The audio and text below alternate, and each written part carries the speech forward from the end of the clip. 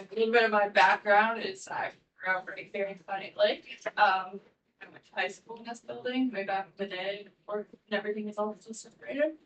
I graduated here in 2006, and then I went to college at the University of Findlay over in Ohio. So I have a bachelor's of science in pre-veterinary medicine and a minor in chemistry. There's no longer really a pre-veterinary medicine bachelor's degree. It's now in animal science. So if you decide you want to go down this route, if you're looking at animal science pathways, which lots of colleges have lots of different animal science pathways. I graduated from the University of Findlay in 2009, and then I went to veterinary school at Ross University School of Veterinary Medicine from 2009 until I graduated in 2013. Ross University is actually an international school, so I actually lived down in the Caribbean on a tiny little island called St. Kitts for 2.5 years, and then moved back to the States and finished up my clinical year at the University of Illinois. So I've kind of been all over the place. So I returned home after graduating because I like it here. I like 4 seasons. It's small. There is no earthquakes, no hurricanes, no wildfires. Crime's low, and it's cheap to live here. So kind of why I made the decision to come back home. And I started working up at the Albion Animal Center and over at Western Reserve Animal Clinic over in Carolina. In 2017, I decided I didn't want to work for anybody anymore. I wanted to be my own boss. So I started Pine Hollow Veterinary Services and actually opened the animal hospital in Beebe alongside the other 2. So I've been doing this I've owned businesses for 8 years, and I've been a veterinarian for 12 years. So just a little bit about me. Big question obviously is, what do veterinarians do? We're really the jack of all trades. So once you go into vet school, you have to learn everything about everything. So we always had a big joke in vet school that real doctors treat more than one species, not just one. So think about when you go to your own doctor, you have your family doctor, you have a podiatrist, you have a cardiologist, you have a radiologist, an anesthesiologist, a surgeon. We do all of those things. So the same day, I'm a pediatrician, a dermatologist, a dentist, surgeon, an anesthesiologist. I have to do hospice care. I'm a neurologist, gastroenterologist. I own a business. I also have to know about nutrition, pathology, infectious disease, and then when everything's going okay, I become an ER doctor because you never know when those things are going to happen. I have to know everything about the heart. So we're really doing everything all at once, and it changes every single day, which is actually part of the reason why I do this, because I get bored easily and I like the variety. But yeah, my typical day is very variable.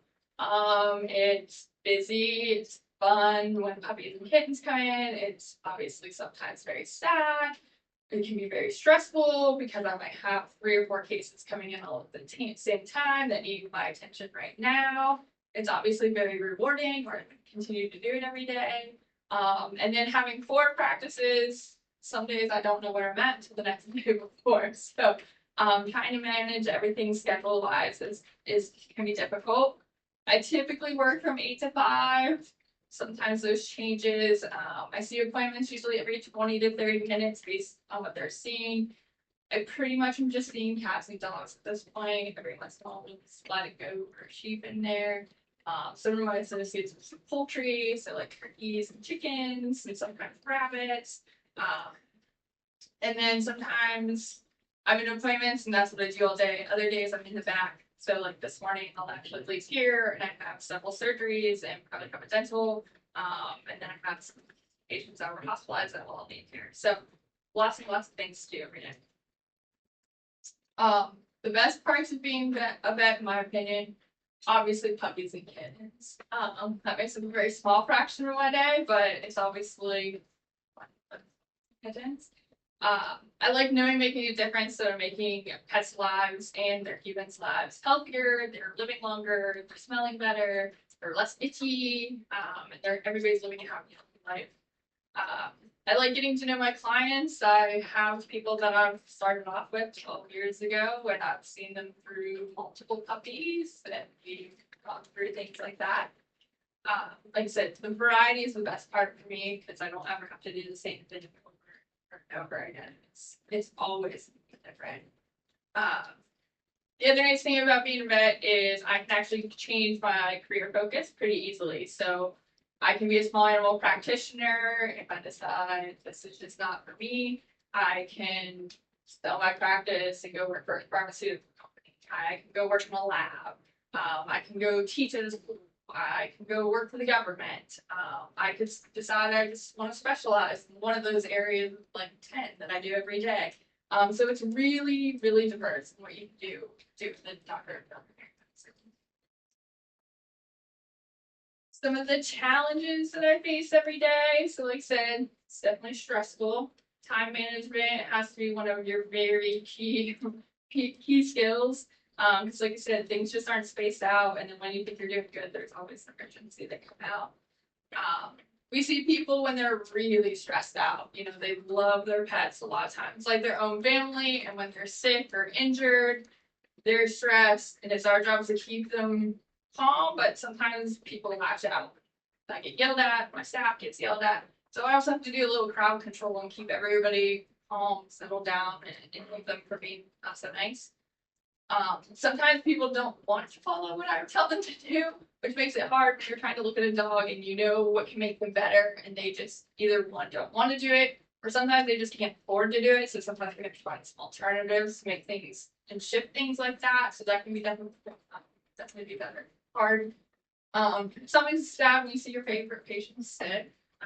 And then obviously we have to help with euthanasia. So while euthanasia is very sad, it is sometimes very necessary, and I often view it as a gift that we don't really make things suffer. So just like yesterday, I had a patient that I actually delivered by C-section. He was 10 and a half, and it was time for him to move on because he was in really bad shape. So, but it was really nice to be able to see that I was just puppy all the way to the end. So that's one of the harder parts of my job. So education and training, there's a lot. So obviously you gotta make it through high school. You really want that high GPA in high school. Because like I said, getting into college, you know, for your bachelor's is not too terrible, but obviously the higher your GPA, the easier it makes it in. You have to have an undergraduate degree, so you really need that bachelor's in science. That's typically a 4-year program. There is some schools that have kind of a direct admission program that you can go into 3 years. I was, for some reason, thought I needed to be an overachiever and actually graduated in 3 years. So I think average is like 15 to 18 credits a semester, and I was taking 18 to 22 just to try to get done, and then I would take classes throughout the summer time.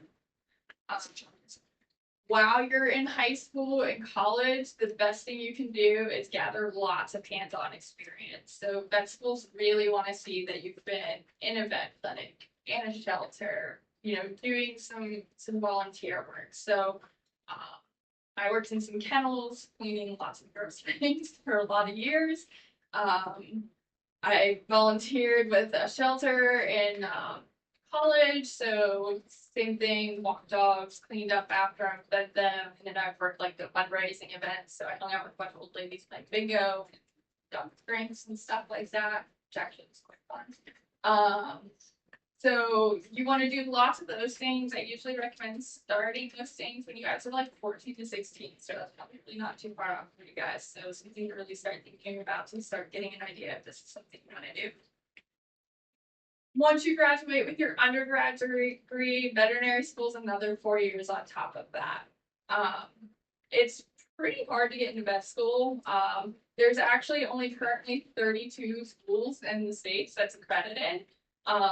There's several new ones opening up. So I know Clemson's opening one, Rutgers is opening one, there's one in Arizona, new one in New Jersey, but can't think of the name of.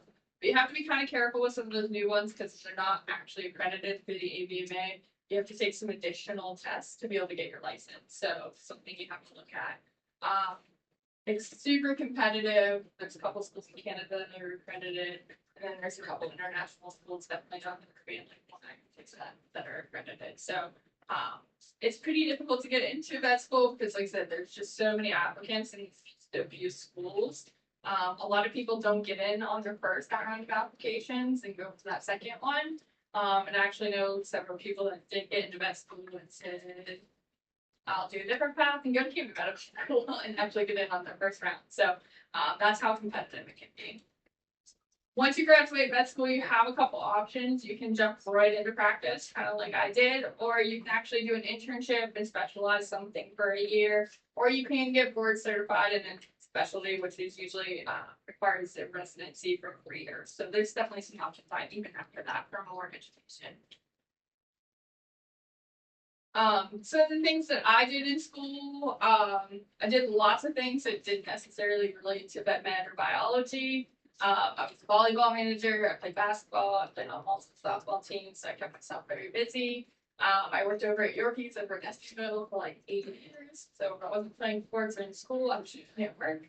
I shadowed multiple vets in the area, so I worked a lot with Greater Pastures and over at Greenville. I worked kennels over at Kind Lake Vet Hospital, so it's definitely important to get into as many clinics as you can as well. You don't want to just hang out at one.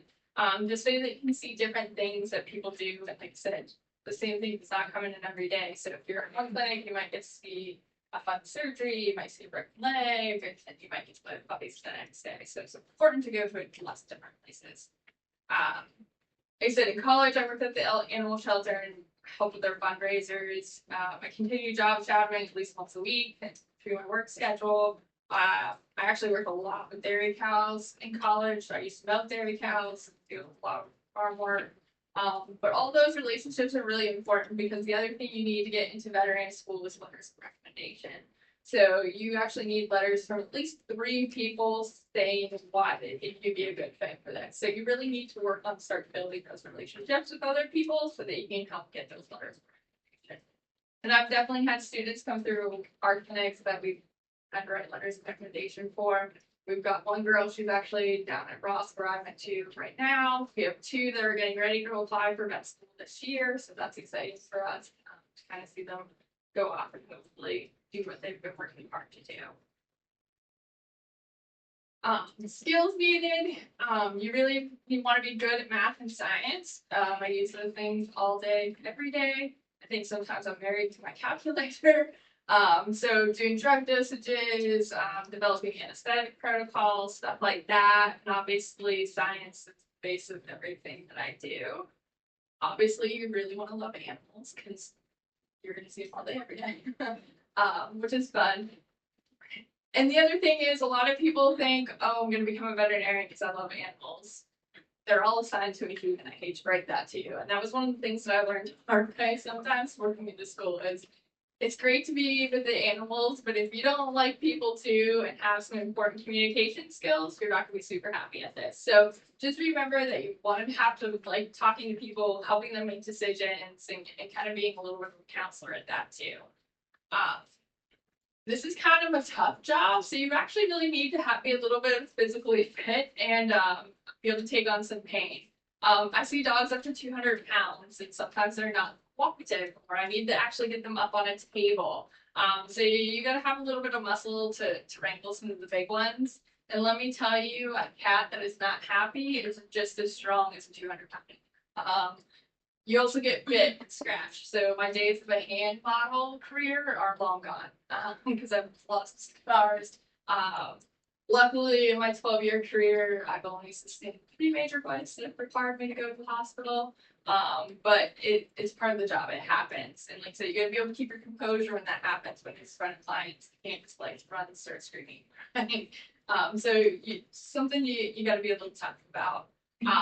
Along with that goes some surgical prowess. So surgery is probably one of my favorite parts of the job, and it's not super easy to stand on your feet and work on your feet for sometimes an hour and a half. So like just last week I had to do an amputation on a German Shepherd. So it's a 90-pound dog. It's a big thing. And it takes me almost 2 hours to do that. So you gotta have that shoulder strength, be able to have that stamina to sit on your feet. Really take, and there's no breaks once you do that too. Once you're in it, you're in it. So Some of those things that you don't always think about that you have to be able to do. Obviously, the most important question everybody wants to know is how much money do you make? Which is an important question. So when it comes to salary and benefits, it really kind of depends on the hours you work, your level of education, and it depends if you decided to specialize in stuff. General practitioners right now, in this type of economy, are really starting at $80,000 to $100,000 a year. Base salary right out of school. That kind of depends on the area, cost of living. Obviously, around here, for rural, that's going to be a little bit lower versus if you lived in LA or New York City, where the cost of living is going to be higher. Income increases as you get more experience. So I have several doctors that work for me, anywhere from being out for 5 years to being out for 25 years. So obviously the ones that have been out with more experience get paid more versus the ones that are newer. So, and they work their way there. Practice owners, if you decide that business ownership's for you and you decide to buy your practice, we can see even more financial reward just because we get to take advantage of the profits that our business makes. So half my day is being a doctor and doing great medicine and working with the animals. The other half is sitting in my office, running spreadsheets and changing prices and negotiating contracts to get our costs lower and stuff like that. So that kind of helps too. We also can get into like some real estate investments, as whether you own property or hospitals on stuff like that too. So there can be some benefits there too. One of the biggest things too is job flexibility. So as a business owner, I can technically set my own hours, although I don't feel that way sometimes, just because I'm constantly covering for people being sick or needing surgery or vacation, stuff like that. But we can usually pick what days, weeks we want. Like I said, being general practitioner, I don't see emergencies, so I don't work on weekends very often. I don't see things after hours. But if you decide to go be an ER doctor, then your shifts kind of change, where you work all nights, but you have your days off. So it's really flexible in the hours that you want to pick. When you work full time, you obviously get the benefits of medical insurance, retirement savings, earning vacation time, sick days. We pay a lot of our doctors CE credit, so I want them to keep continuing to learn the new and improved things. So we give them kind of an allowance of money they can spend on to go learn new things and go to conferences, those types of things. We give them uniforms, those types of things. So there's lots of benefits when you get into there. And then probably the best one is you get a discount on your personal meds. So when you're working on them, you get a little discount. Obviously, you don't have to pay yourself to work on them. And then, you get a discount on medications and supplies and stuff like that, which is also very nice.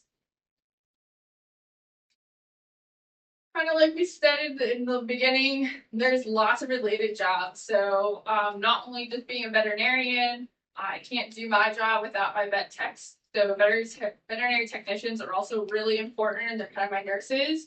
So I work with anywhere from 3 to 5 vet techs a day, just so that they're the ones going and getting a history and doing a lot of the procedure tests and stuff. So wound cleans, placing catheters, giving injections, stuff like that. So vet techs are great jobs too. If you think maybe this education is a little too much or stuff like that, they're going to have much more shorter programs, more local programs. They're a little easier to get into, but it is not an easy job still. I also have receptionists. So we have 2 receptionists probably at each office. They're really the face of our clinic. They're the ones that give the first impression. I honestly think their job is harder than mine some days because they're dealing with all the people. So people, like I said, are excited they got a new puppy, they're upset that their dogs are sick, or maybe they have lots of questions, they want to get a dog, stuff like that. So they're really kind of the forefront. I deal with a lot of pharmaceutical reps. So drug companies have reps that introduce us with new drugs, new medications, new supplies. So you don't necessarily need to be a veterinarian to have those jobs, but you can still work in the animal industry and deal with veterinarians. There's obviously large animal, mixed animal vets. Like I said, in my previous life, I did a lot of dairy production. We obviously don't live in California or Wisconsin, where we have big 3,000 cow dairies everywhere. So there's definitely a need for cow vets. horse vet, stuff like that. A lot of people do literally everything and see a little bit of everything. We talked a little bit about board certified specialists. So sometimes I do refer to cardiologists or just radiologists.